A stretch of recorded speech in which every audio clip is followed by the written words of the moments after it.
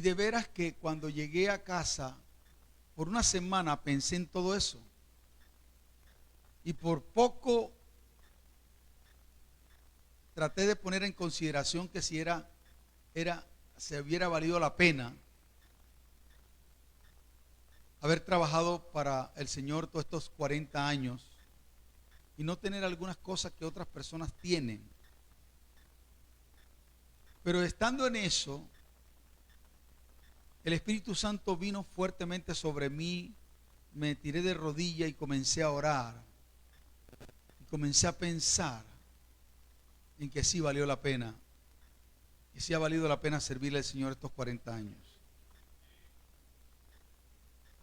Y sabes, uno de los grandes problemas que tenemos es que lo que vemos y oímos tiene el poder para desviar o potencializar nuestra fe. De tal manera que aún el oír cosas incorrectas puede hacer que hombres de fe puedan en algún momento ser estremecidos. Y estamos hablando no de cualquier persona, sino hombres de fe, como el caso de Jeremías, que llegó por la desilusión de que el pueblo no prestaba atención, llegar a decir, dice, yo no voy a hablar más en tu nombre, le dijo a Dios. No voy a predicar más, en otras palabras. Jeremías, el profeta, el escritor de la Biblia, de uno de los libros de la Biblia, llegó a decir esas cosas. ¿Y qué hablar de Elías? Un hombre profeta de Dios que se enfrentó a 800 profetas falsos y los degolló a todos y hizo caer fuego del cielo, señores. Estamos hablando de cualquier persona. Y cuando escuchó una amenaza de una bruja llamada Jezabel, tembló y corrió y se escondió. Y lo que escuchó lo llevó a una depresión suicida, de tal manera que le había dicho al Señor, Señor, ¿por qué no me matas? Porque yo solo he quedado. De alguna manera hay cosas que lo estremecen a uno, y estoy seguro, si a mí me estremeció, también ha podido estremecerlo a usted, por escuchar algo incorrecto en un momento exacto de la vida. Y esto es debido precisamente que a diario nuestra fe es estremecida cuando fijamos nuestra atención en el sistema evaluador de éxito de este mundo, que está basado en logros y metas y objetivos, y no basado en propósitos. Ojo lo que estoy diciendo, estoy hablando cuidadosamente de este mensaje. El sistema evaluador del mundo te llega a cuestionar el estilo de vida que tú llevas, porque está basado el éxito de este mundo, lo basan precisamente en qué lograste, en qué metas cumpliste y en qué objetivos has alcanzado. Y si tuviéramos que evaluar a hombres de Dios de la Biblia, como a Noé, de Moisés, de Abraham y aún del mismo Jesús, nos equivocaríamos, pues hoy muchos están evaluando su éxito en lo que han adquirido y lo que yo pudiera alcanzar. Y les quiero decir algo, es posible que usted alcance metas y no cumplir propósitos. Hay gente que ha alcanzado algunas metas, han trazado metas y están frustrados. Y le puedo decir que En este transcurso del tiempo de mi vida me he equivocado muchas veces. He invertido prioridades porque no tuve a alguien en un momento determinado que me sentara y me direccionara. Por eso es interesante tener mentores y tener personas de experiencia, porque a veces nosotros tenemos conceptos errados y nos autoevaluamos equivocadamente.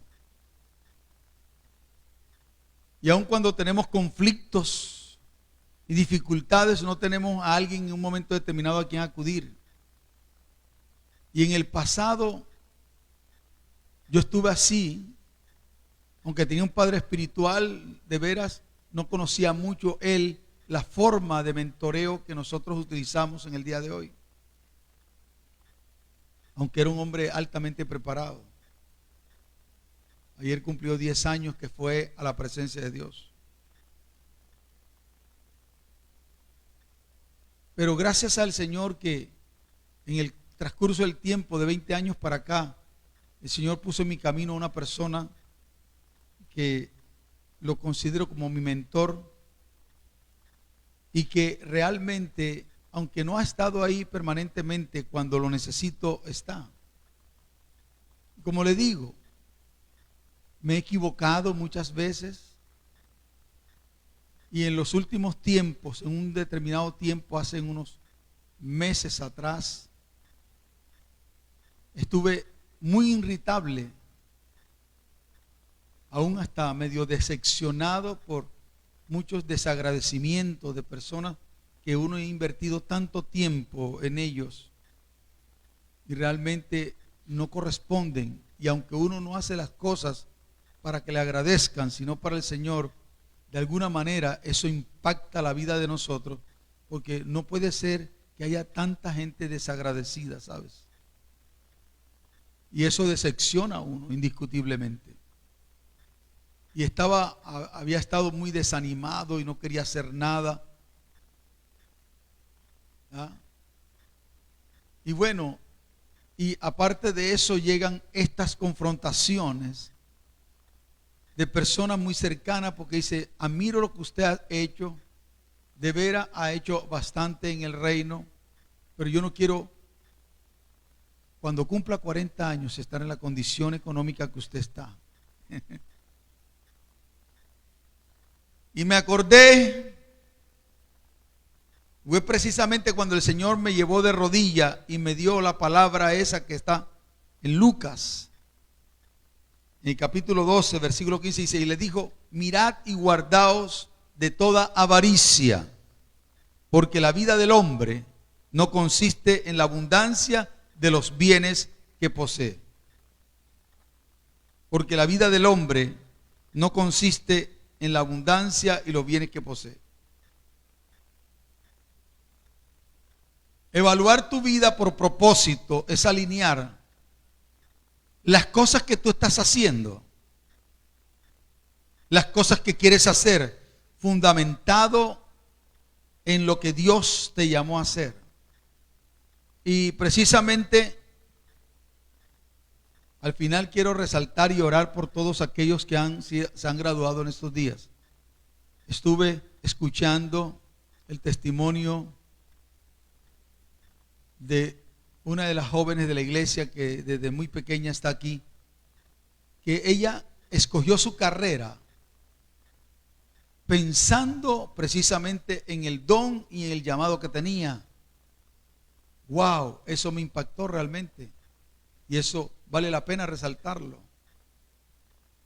porque cuando tú entiendes lo que dice la Biblia, dice que Dios ha trazado obras de fe de antemano para que andes en ella. Está grabando el mío. Obras de fe de antemano para que andes en ella. O sea, el Señor ha trazado obras de fe de antemano para que andemos en ella. Entonces nosotros podemos comprender por qué algunas personas tienen un éxito en su vida no basado en logros, propósitos, no logros no logros, metas, objetivos, sino basado en propósitos. Porque dice la Biblia, el Señor cumplirá su propósito en mí. Y que nosotros fuimos creados por medio de Él y para Él. Todas las cosas fueron creadas por medio de Él y para Él. Cuando tú te alineas con el propósito, entonces puede que atravieses por momentos críticos por estar mirando hacia los costados, pero al fin y al cabo el Espíritu Santo vendrá sobre ti y el Espíritu Santo te guiará a su buen propósito. ¿Cuánto dicen amén a eso? Entonces, averiguar cuál es el propósito de Dios para su vida va a garantizar que tengamos un éxito basado en propósito y no basado en metas y objetivos, porque es posible que alcance metas y objetivos y no alcances propósitos. Y cuando tú no alcanzas propósitos, entonces te frustras. Entonces no has caminado en aquellas obras de fe. ¿Cuáles son las obras de fe que Dios trazó para mí? Algunos no pueden entender cómo yo cerré una compañía, una empresa que producía $20,000 hace más de 30 años para dedicarme a lo que estoy haciendo hoy. La gente no entiende eso. La gente no entiende cómo que hago mi primera casa y después que la estoy viviendo, como a los 6 meses, el Señor me habla y me dice: quiero que me regales tu casa. Y no era una voz extraña, rara, sabía que era Él. Y le dije: habla con mi esposa. Y cuando le dije: mira que el Señor me pidió la casa, me dijo: a mí también ya me la pidió. Y el día siguiente salimos de la casa, entregamos las llaves y nos fuimos a vivir arrendado. Y la había construido. La primera venta de mis libros en la primera edición la doné para construir el local de la iglesia en parte. Y alguna persona pudiera decir: si hubiera organizado, si hubiera tomado todo ese dinero que gastaste en la obra de Dios y lo hubiera invertido en las cosas tuyas, entonces tuvieras una mejor vivir. Es posible tener un buen carro. Y ahí es donde ahí es donde se cuestiona precisamente eso. Porque muchas personas lo ven ahora a uno con vestido entero y con varios zapatos en el armario, pero nadie se acuerda la historia. Solamente ven la gloria, pero no la historia de aquellos tiempos cuando su pastora tenía que ir a trabajar en casa de familia en Venezuela. Cuando que tienen ustedes frente a hoy tenía que saltar los charcos precisamente porque tenía hueco en los zapatos. Nadie se acuerda de eso. Hoy la gente llega, se sienta, pero nadie se acuerda cómo hicimos las primeras bancas,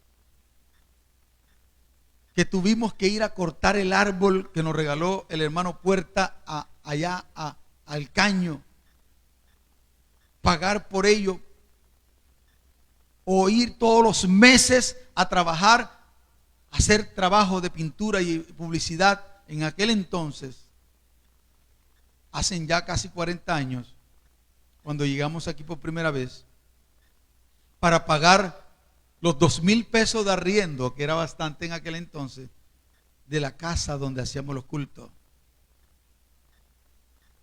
Y hoy todavía hay mucha gente que se cuestiona que si mis diezmos se los tengo que entregar para el sostenimiento de la obra y de algunas personas. Todavía es la hora que algunas personas escuchan por internet, escuchan por la radio, escuchan por tal parte, y que no, el diezmo no es para hoy. Porque yo no voy a alimentar a los pastores. Yo recuerdo que yo me gastaba en aquel entonces, cuando era mundano. Tenía rato que no utilizaba esa palabra. Cuando era inconverso.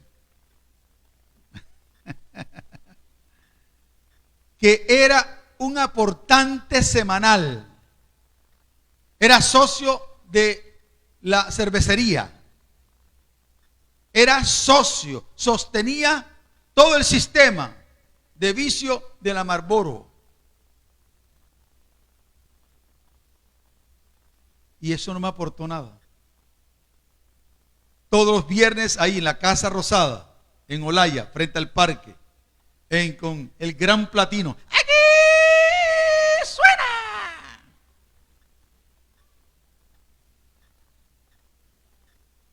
Todos los viernes y sábado era fiel.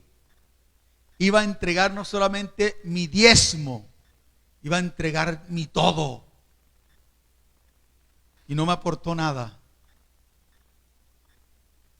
Y lo que yo soy hoy, no se lo debo al sistema mundano, sino al Señor. Yo no sé si eso es suficiente para yo seguir entregando una ofrenda semanal por agradecimiento al Señor, en vez de escuchar a estúpidos que quieren bombardear la obra de Dios porque ellos tienen algunas formas de estafar a la gente. Cuando tú comienzas a ver ese sistema al interior de la iglesia, de personas cuestionando, que tengo una lista por ahí bien larga de gente que, de todas estas personas que están aquí, tienen meses que no diezman ni ofrendan. Yo decía, Dios mío, impresionante. Yo le dije a la pastora, vamos a tener una reunión con todas esas personas a ver por qué ellos se sientan todos los domingos aquí, escuchan una palabra, son fortalecidos, son guiados, son direccionados. Hemos acompañado todo el proceso. Algunos llegaron recién, fueron nacidos aquí, hoy son profesionales. Otros llegaron arruinados y miserables y hoy tienen otro sistema porque cambió su manera de pensar. Y resulta que yo no entiendo cómo puede ser. Por eso decía que lo que nosotros escuchamos, dice, las malas conversaciones corrompen las buenas costumbres. Y te ponen a trastrabillar. Y te ponen a pensar si vale la pena o no vale la pena. ¿Te das cuenta por qué entré en esa situación? De que si valía la pena seguir trabajando para gente ingrata. Y el Señor me dijo, no has hecho para ellos, lo has hecho para mí. Y eso me confortó.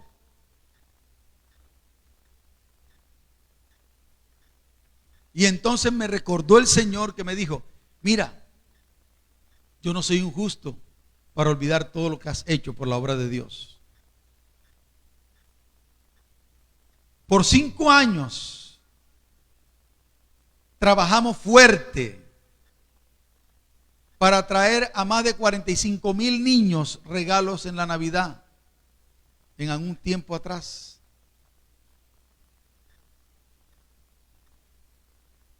¿Cuántas personas nos han ayudado? Cuando pienso en eso, yo digo, Señor, sí valió la pena porque tú no eres injusto para olvidar todo el bien que hemos hecho a favor de la obra y por los santos. Y aún todavía seguimos. Que he tenido, y permítame desahogarme, porque pocas veces lo hago. Es bueno desahogarse, ¿verdad que sí? Y relegar la construcción de mi casa,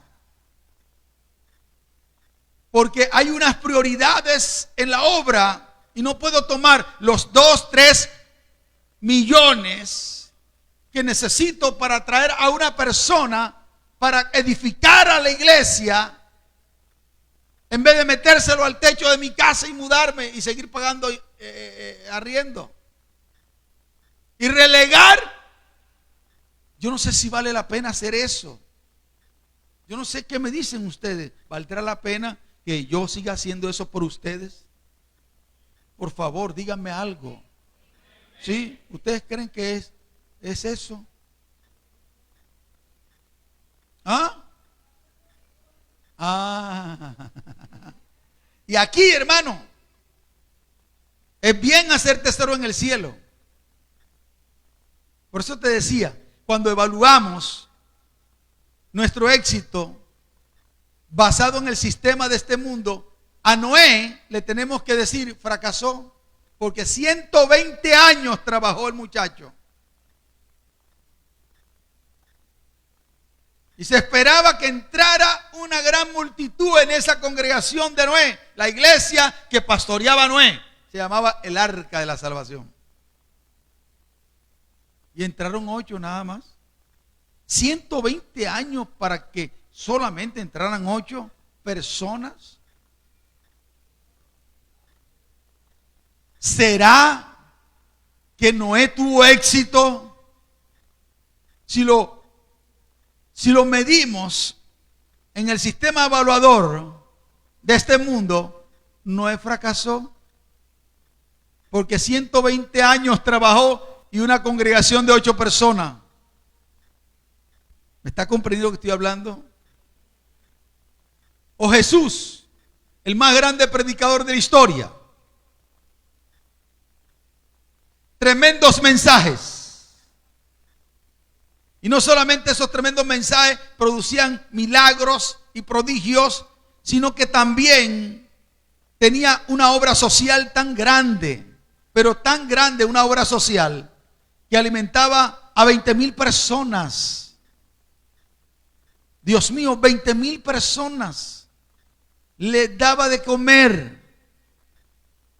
Y al final de los tiempos, ese que le seguían multitudes, 20,000 personas, quedó con una iglesita de 120 personas por allá arriba, por un lugar que le llamaban Aposento Alto. La iglesia Aposento Alto, 120 personas. Y le seguían. O sea, ¿cómo podríamos nosotros catalogar el ministerio de Jesús? Un tipo con tanta unción terminó clavado en una cruz, muerto como el más grande criminal, porque la cruz hoy en día tiene cierto prestigio, pero en el tiempo antiguo el morir en una cruz era lo más denigrante, lo más terrible que podían hacer una persona, porque así morían los delincuentes. Y murió en una cruz. La pregunta mía es, si evaluamos a Jesús según el sistema de éxito de este mundo, ¿cómo tú podrías catalogar tanto a Noé como a Jesús? Terminó muerto. Pero la pregunta es, ¿cumplió propósito? ¿Sí me está comprendiendo lo que estoy hablando? Cuando tú comienzas a ver este sistema evaluador comparado con el sistema de evaluación por propósito, tú comienzas a entender muchas cosas que son a la luz de la lógica humana, no son entendibles. Un hombre se preparó toda una vida en un seminario, en su iglesia, y cuando tuvo cierto ya preparación, fue enviado a África, a un lugar donde realmente no había llegado el evangelio. El segundo día que llegó, el hombre le dio malaria, no duró una semana y murió. Lo enterraron en África. ¿Cómo puedes tú entender eso? Era la perfecta voluntad de Dios que el hombre fuera a África, muriera en África y pudiera ser enterrado en África. Cuando nosotros no entendemos los propósitos, entonces nos cuestionamos y nos tambalea la forma como nosotros miramos y observamos el éxito de la gente.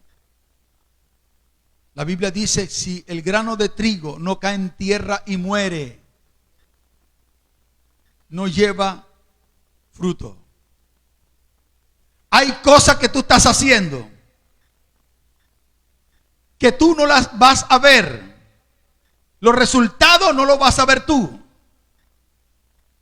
pero los resultados lo verá alguien de tu generación, porque el Señor dice, yo soy Jehová, tu Dios, que visita la maldad de los ¿De los qué? De los padres sobre los hijos, hasta la tercera y cuarta generación de los que me aborrecen. Y hago misericordia a millares, por 1000 generación a los que me aman. Es posible que nosotros no veamos, al igual que Abraham, las promesas que Dios le dio acerca de la tierra prometida. Es posible eso. Cuando nosotros trabajamos en esta tierra simplemente para adquirir bienes, propiedades y cosas para satisfacer nuestra vida personal, es posible que al final de los tiempos quede frustrado al entender que muchas veces nos esforzamos tanto para personas que no van realmente a apreciar lo que hiciste por año. Y eso no quiere decir que no hagamos lo propio para tener las cosas que necesitamos para ser balanceado. ¿Cuánto dicen amén a eso? Pero si tú no ves, al igual que Abraham, la tierra prometida, alguien de tu familia, puede ser un hijo, puede ser un nieto, puede que aún ahora no tengas hijos porque no te has casado. Pero Dios es un Dios generacional. Todo lo que tú haces ahora, fundamentado para bendecir la obra de Dios y para darle gloria a Cristo, no quedará sin recompensa. Alguien de tu familia lo va a disfrutar. Puede ser tus hijos, puede ser tus nietos, puede ser tus tataranietos. Alguien que ni siquiera se acordará de ti, de lo que tú hiciste en esta tierra y para la obra de Dios. Como predicaba el otro día, es posible que alguna vez, al igual que pasó con David, estando en su palacio, él comenzó a recordar y dijo: ¿ha quedado alguno de la casa de Saúl a quien yo haga misericordia por amor a Jonatán? Y alguien dijo: Menfibosé está lisiado de los pies, viviendo en un barrio pobre, miserable, viviendo de la caridad pública, arrimado en la casa de uno que fue sirviente de ellos, lisiado de los pies, minusválido. Y David dijo: búsquenlo. Y lo trajeron a palacio y le dijo: a partir de hoy te vas a sentar en la mesa del rey y comerás como un hijo del rey. Menfibosé se sorprendió porque ya había perdido la identidad, ni se acordaba que había nacido en cuna de oro y que había sido de la estirpe real. Se había considerado como un perro muerto. Dice: oh, mi señor, ¿quién soy yo? ¿Quién soy yo para que usted tenga esa bendición? A un perro muerto como yo. Y él le dijo, no le dijo nada, pero que no sabía Menfibosé es que su papá, muchos años atrás, había hecho algo.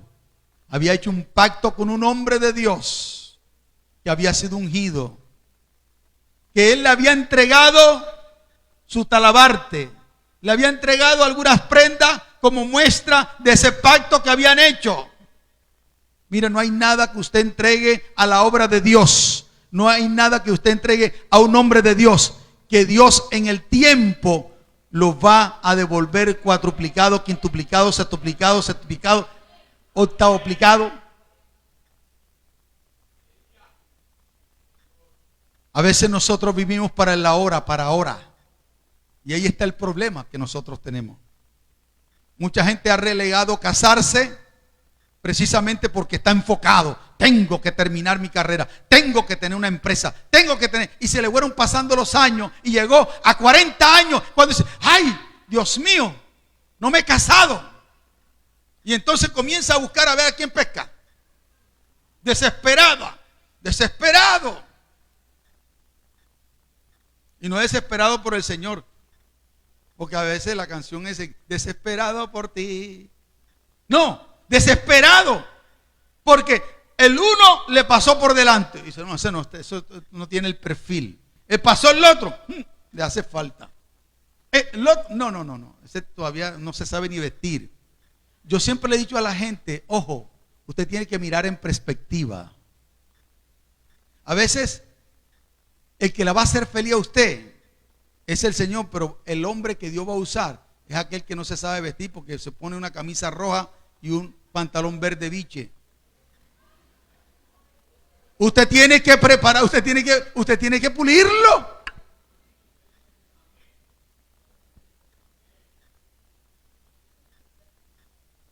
A mí el Señor me habló cuando estaba soltero y me dijo, mire, no procure buscar una pastora, busque una esposa, porque entre más grande va a ser su ministerio, más fuerte tiene que ser su hogar. Opa, comencé a mirar en la iglesia y dice que aquí no hay mujer para mí. Hasta que me enteré que en la iglesia no hay caballo, no hay caballas, sino hay muchachas. Y hay que mirarla en perspectiva, porque ahora puede estar flaquita. Pero esa flaquita engorda como me dio el Señor cuando vi a Elena. Se puso bonita. ¿Ah? Entonces nosotros a veces no entendemos que todo lo que nosotros hagamos va a tener una repercusión generacional. ¿Cuántos dicen amén a eso? Permítame ahora predicar entonces. Escuche bien. Hay una porción en la Biblia que se encuentra en el libro de los Salmos. Yo quiero hablar de esta persona precisamente porque este hombre, me está cayendo algo así en los ojos, Seudor, ¿no tiene algo? A ver, por favor.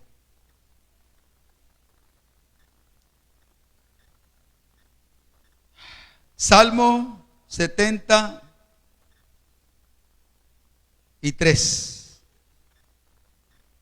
A ver si es.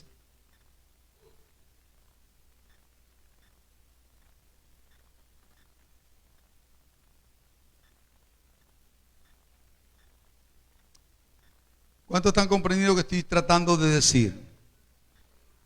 Amados, tenemos que tener mucho cuidado, porque a veces nosotros estamos midiendo mal las cosas. Salmo 73, ¿lo tienen? Permítanme un segundito.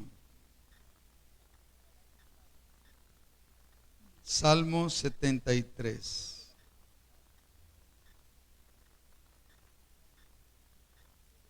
Aquí tenemos a una persona que tuvo mucho tiempo estando en la congregación.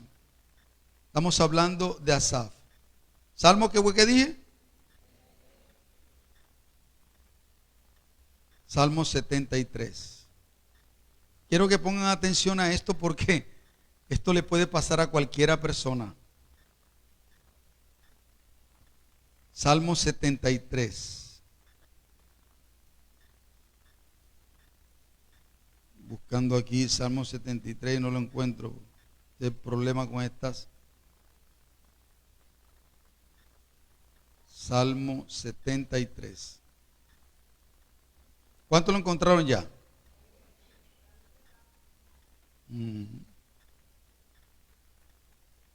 No, 73 es el verso 1. Eso que me pasó a mí, le ha pasado a mucha gente y le puede estar pasando a usted. Que por estar mirando a los costados, por estar escuchando las conversaciones incorrectas, por estar escuchando a los predicadores incorrectos y comentarios incorrectos, usted cambia su manera de pensar y ya algunos se han descarriado tremendamente por estar escuchando a cualquier persona. Nosotros vamos a cumplir en el 2025 50 años de existencia como iglesia. Y yo voy a cumplir 40 años de ministerio.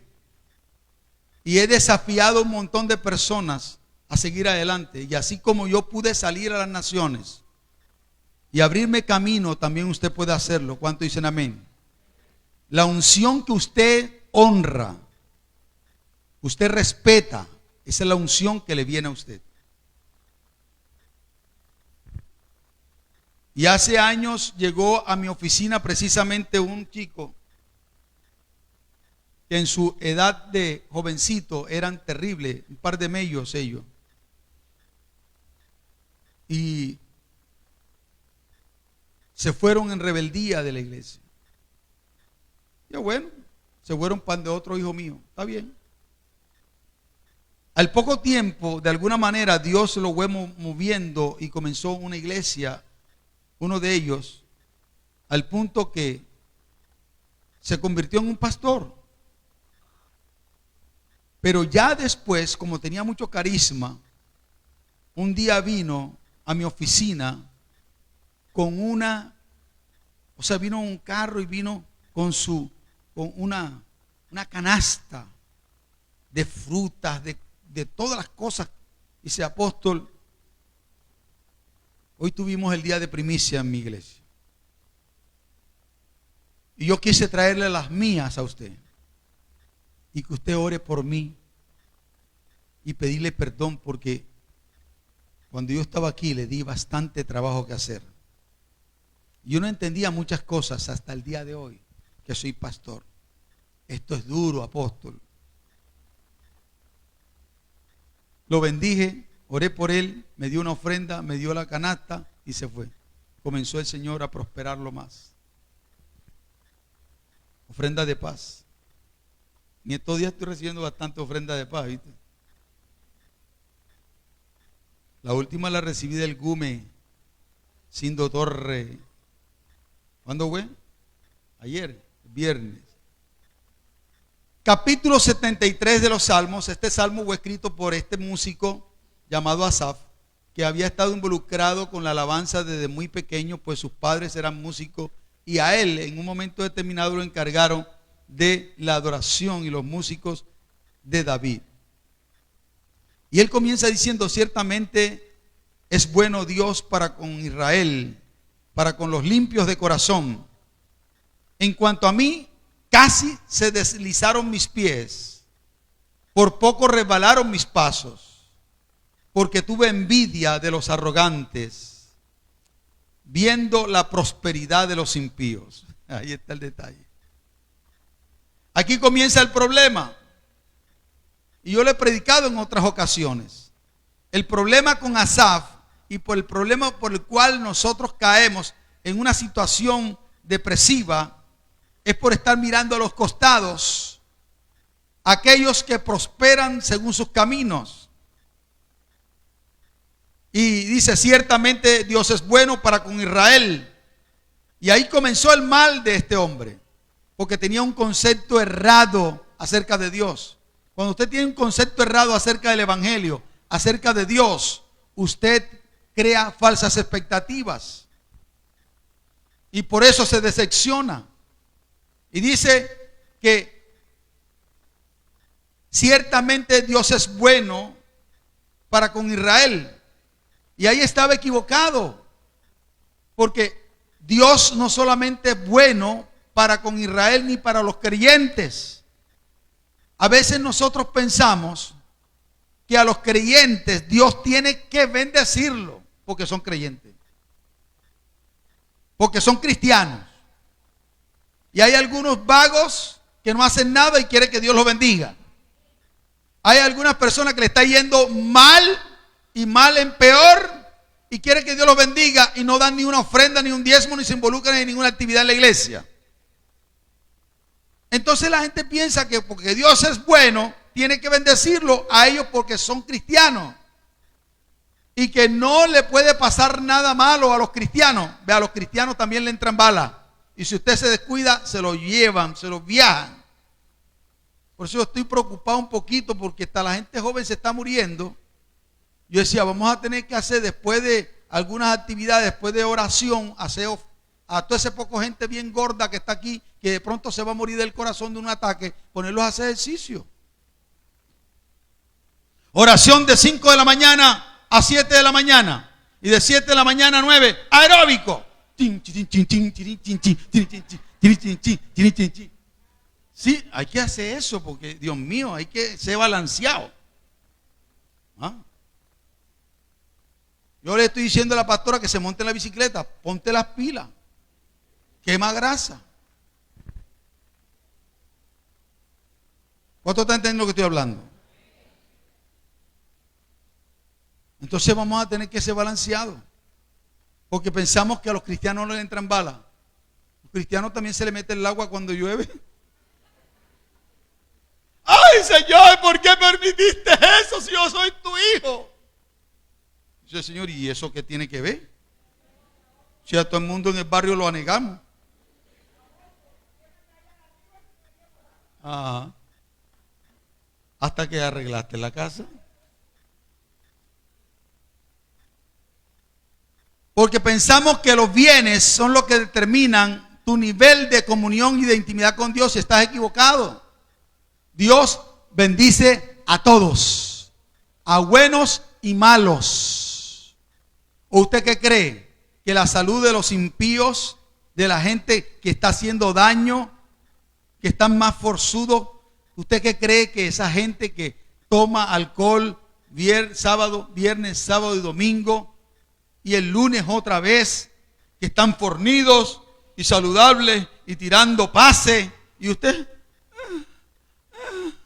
ay, mira, yo ni huevo ni nada de esa cosa, voy a la iglesia y estoy achacado, y estos come arroz que yo veo allí en el chino, allá en no sé qué, en Mesoti, ¿me entiende? Andan pachangueando todo el tiempo.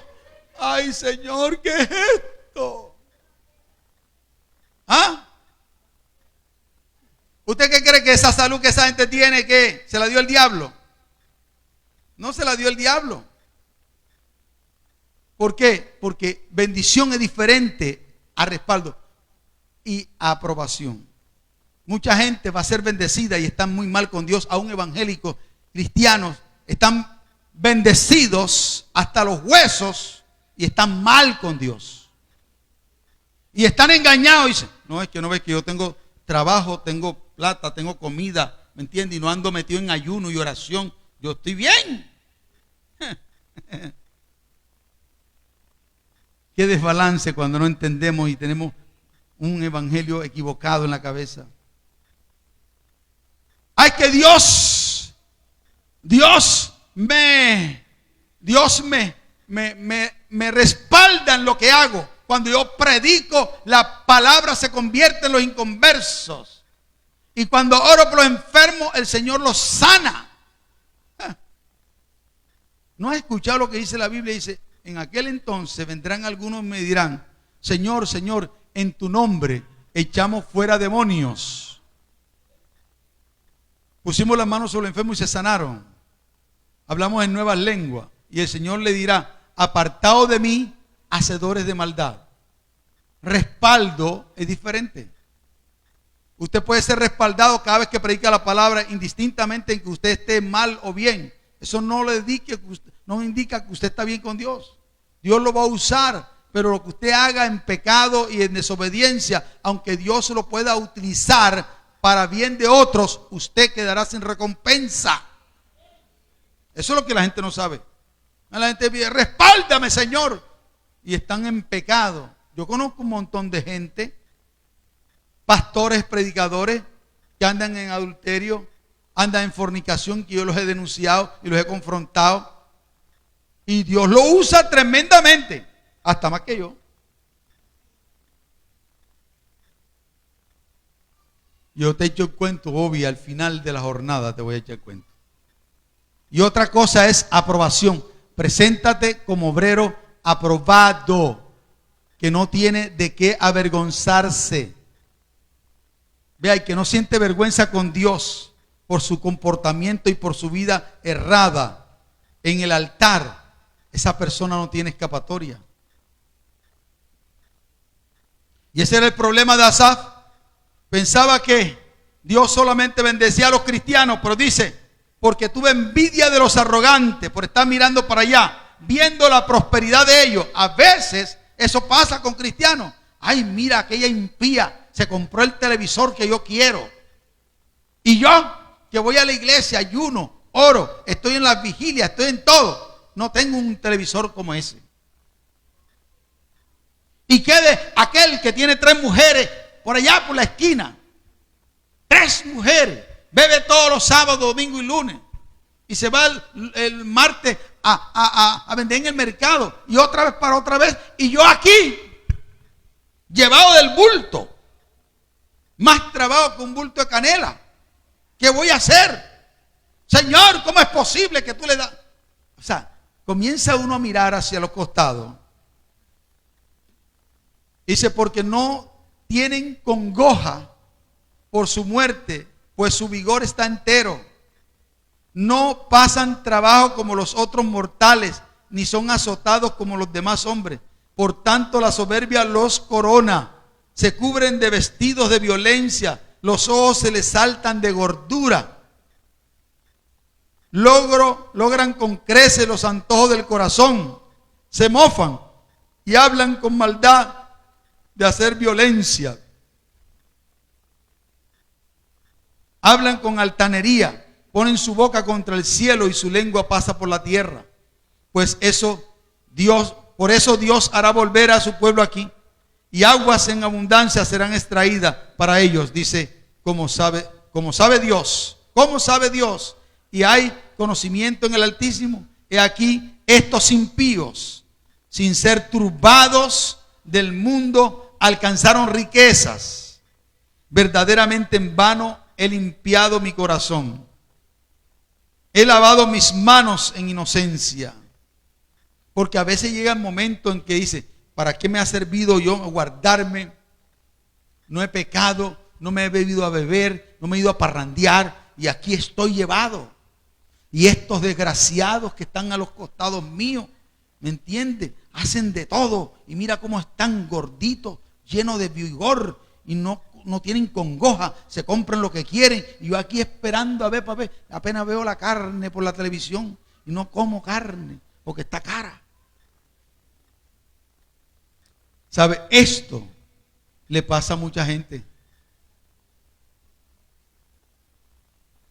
Y comienzan a mirar para los costados, como me pasó a mí. Comencé a reflexionar si valía la pena o no. Porque no tenía un buen carro y porque no tenía una casa terminada. Y comenzamos a envidiar al vecino, a la vecina, a la mujer de fulano de tal. Y se la montamos al marido. Es que tú no me compras. Es que mira, fulanita de tal. Es que sutanita de tal tiene esto. Y nosotros tanto tiempo trabajando y no tenemos esto. ¿Y qué es eso? Y no sé qué. Ay, Dios mío. Le puedo asegurar una cosa.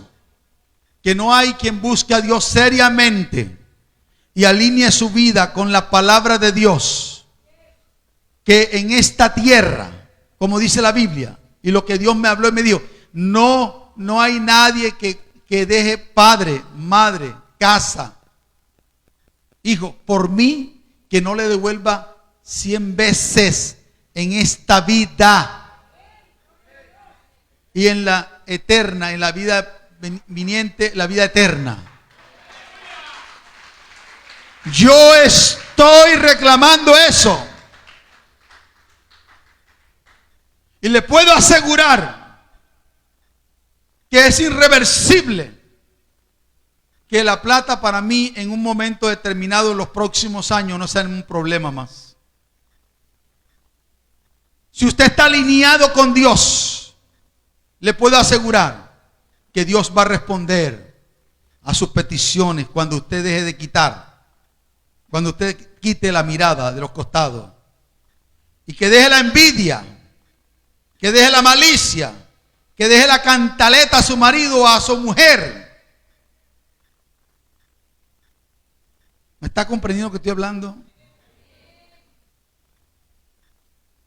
Cuando usted se alinee con Dios, Dios va a comenzar a darle a usted Y si no le da, aún también, Señor, si no me das, también te voy a seguir sirviendo, porque yo sé que lo que yo estoy haciendo va a tener repercusión en un momento determinado en la vida de mis generaciones.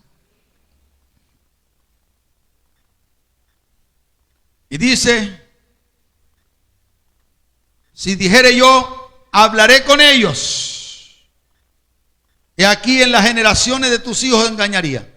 Cuando pensé para saber esto, fue duro trabajo para mí. Se me fue fuerte cuando Dios me confrontó. Hasta que entrando en el santuario de Dios, comprendí el fin de ellos. Porque la abundancia de los bienes no consiste en la riqueza de los hombres.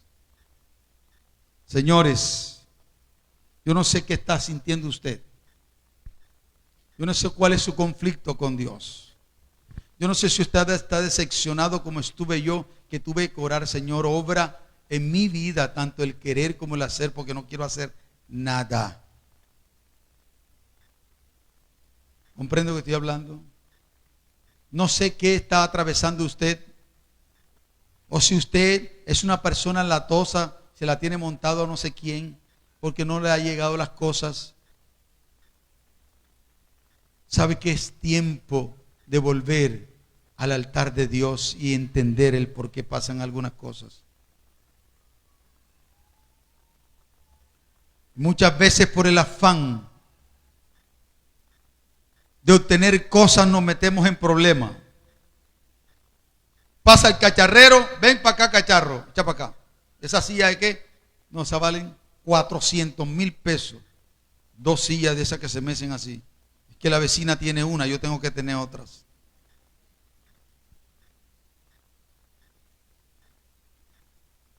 Mira, a mí cuánta gente me ataca y me dice, es de apóstol, usted para que tuviera un carro apostólico. Y yo no me acuerdo que a los carros tengan llamado apostólico. Cómprese otro carro, usted tiene para comprar otro carro. Y él sabe que el día que yo me compro un carro, 0 kilómetros, es porque lo compro de contado. Porque yo no voy a estar atacando a la iglesia para que me dé ofrenda. Y pasé pasteles, y pasé carne, y pasé no sé qué cosa, para que me den a mí, para yo poder solventar mi problema. Que es un problema de avaricia. Y no sé, mira, muchas veces uno se ha metido por estar prestando la atención a otros y satisfacer la vida de otros que te critican porque de repente no vives en una buena casa. Y tranquilo, Bobby, todo tiene su tiempo y su hora.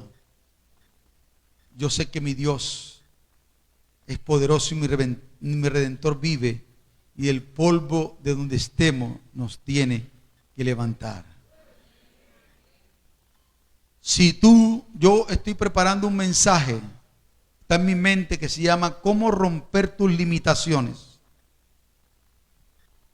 ¿Cómo romper tus limitaciones? ¿Cómo nos vamos a atrever a hacer cosas en Dios que no hemos logrado hacer todavía? Para romper el promedio. Y le puedo asegurar que yo he hecho de todo. Hasta he vendido toallas sanitarias, higiénicas para mujeres. Me he metido en cuanto multinivel ha habido. Y he metido también a otros en lío porque quiero tener plata. Y lo que Dios me ha dicho que va a hacer, yo he intentado forzarlo anticipadamente. Usted haga lo suyo, lo correcto, y Dios hará lo suyo en su tiempo. Incline su rostro un momento. Yo no sé si usted es uno de los que está atravesando por ese momento crítico, que no quiere hacer nada, que está desilusionado. Solamente por aquellos que se han decepcionado. Sea sincero. Yo lo he sido esta mañana aquí.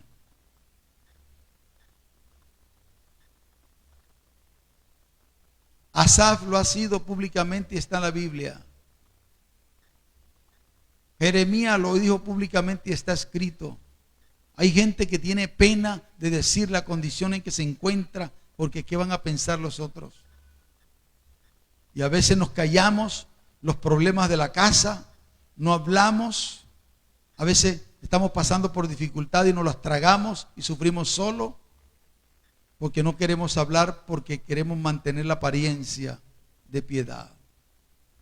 Por eso dice Asaf, dura cosa me es esto, cuando entendí y entrando en el santuario de Dios comprendí. Solamente cuando tú metes en el Señor y le preguntas, Señor, ¿por qué es que estoy así? ¿Por qué es que estoy así, Señor? ¿Qué es lo que tú estás tratando de enseñarme con esta situación que no se ha solucionado? Señor, en este momento voy a orar por aquellos que están atravesando por desánimos. Quiero orar por eso y quiero que los músicos vengan un momento.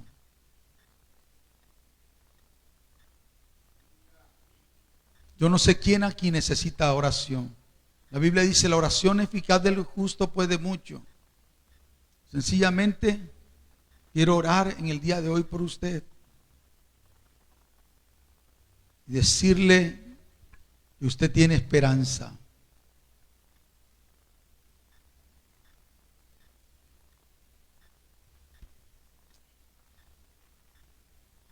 ¿Hay alguien que quiere ore por él?